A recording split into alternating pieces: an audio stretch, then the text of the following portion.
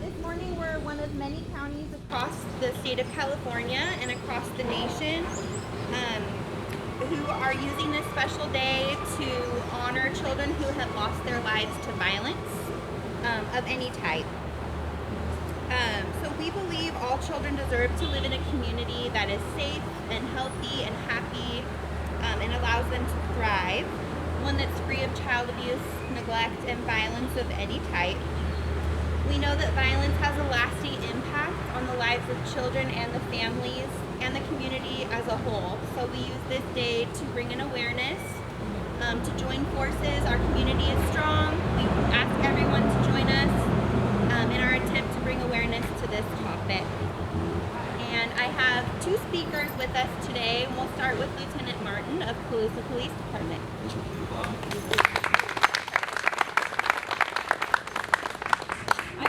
The pleasure of serving the community of Colusa for 16 years.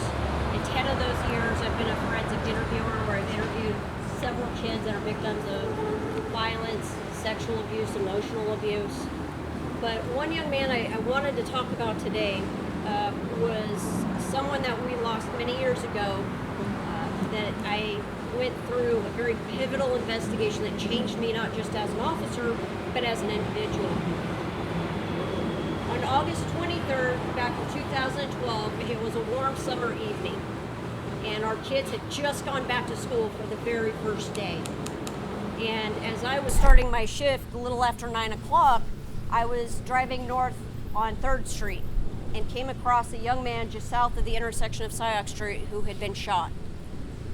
It was clear that he was not going to survive his injuries, and there was one young man standing with him that really didn't say much. Later, he was transported and we were notified that he didn't survive. And that young man's name was Miguel Muniz. He was 14. Myself and Sergeant Contreras with our sheriff's office went to the hospital and began processing Miguel. And his family started to arrive. And we collected evidence at the time. And I will never forget, as I was securing evidence in my patrol car, closing the trunk door, hearing his mom scream, learning that her child was no longer alive and had been taken in a senseless, violent way. Now, we worked diligently through the night to try to find out any information we could, but not a lot of people wanted to help. But the following morning, there was one young man at our high school that, even against the wishes of his mom, said, I know something. I want to talk to you. And one thing that struck me about him is he said, I know Miguel, he's a friend of mine, but I'm doing this for his mom and for his family. It's the right thing to do. And he really opened up the case for us to where we were able to establish who the two were responsible for his death and take them into custody, which the young men that were subsequently arrested, one was 16, the other one turned 18 a week of the shooting, and both are still in prison to this day. But even though we lost Miguel at a very young age, there were things that we learned from that loss on the law enforcement side. Miguel's case was one of the very first cases, the major cases in the Colusa PD, that social media had an intricate part, that we began using it as an investigative tool and played a huge role in gathering information and seeing the people that we needed to go out and talk to. There isn't anything that we can say or do that's going to bring justice for the Muniz family and that loss that they have experienced for the last 12 years. But even though we're a community that may not have the resources of a lot of big agencies, a lot of big towns, we're a very close-knit community. And even though one agency might not be able to help you, we certainly know who to call who can. And we're fortunate we have a great working relationship. And we actually just talked about this at a meeting yesterday. You hear about programs like our SAR board, Student Attendance Review Board. You might think, okay, so how is talking to kids about attendance gonna help? Well, you have people from every agency, all sorts of different entities within our community, because a lot of times it's not just about attendance. There's other things going on in the home, and we can at least say, hey, look, I might not be able to help you, these people can, and we get them networked with resources. And so that's something that I have to commend CCOE for putting that program into place. But we have people here representing all different agencies because of their involvement in this community and their care, and I think that shows and is reflective of how tight-knit this community is. So thank you all for coming and being a part and doing what you can to help better this community. Thank you for your work. Okay, we're now going to have another few words from Matt Beecham, former district attorney. Good morning. Good morning.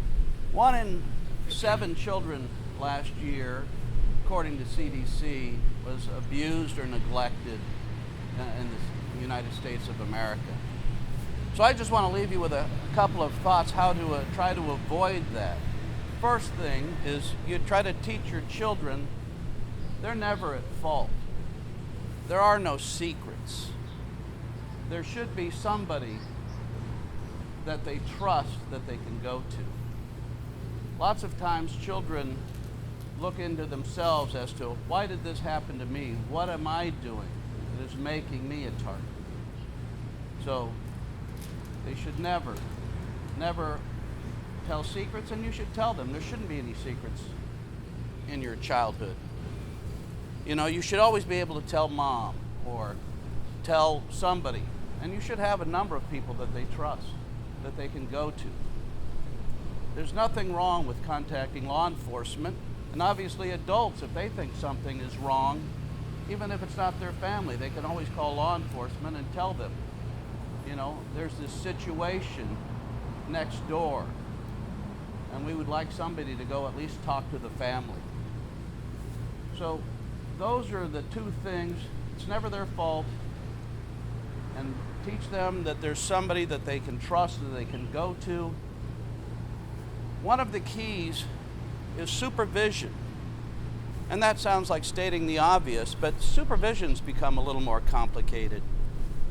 Not just supervising their activities, but who their friends are. Get to know the parents if they're going to go over to stay with somebody. Find out who they're interacting with.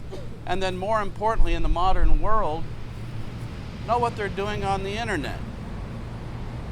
Supervise the sites that they're going to, who they're talking to. My last year as the district attorney, we convicted 14 men looking for young girls on the internet.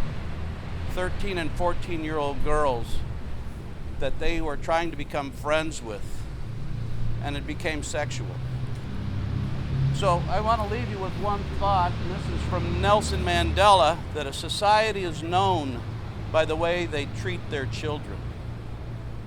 And I think we do a good job, but we can always improve. And thank you for coming today.